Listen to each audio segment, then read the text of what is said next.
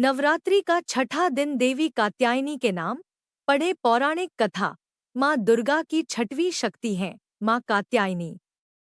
नवरात्रि में छठे दिन माँ कात्यायनी की पूजा की जाती है।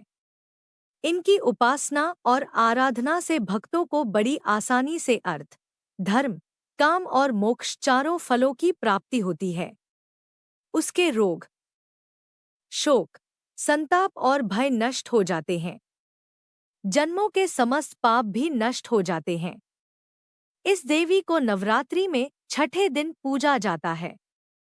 कात्य गोत्र में विश्व प्रसिद्ध महर्षि कात्यायन ने भगवती पराम्बा की उपासना की कठिन तपस्या की। उनकी इच्छा थी कि उन्हें पुत्री प्राप्त हो। मां भगवती ने उनके घर पुत्री के रूप में जन्म लिया।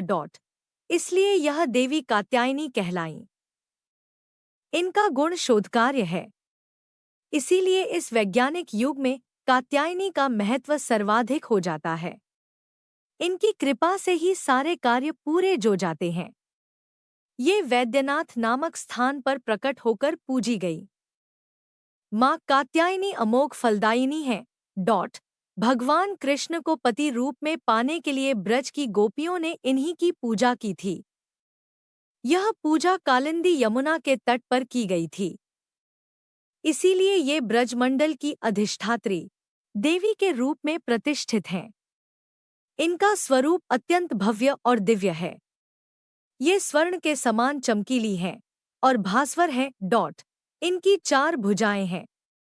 दाईं तरफ का ऊपर वाला हाथ अभय मुद्रा में है तथा नीचे वाला हाथ वर मुद्रा में।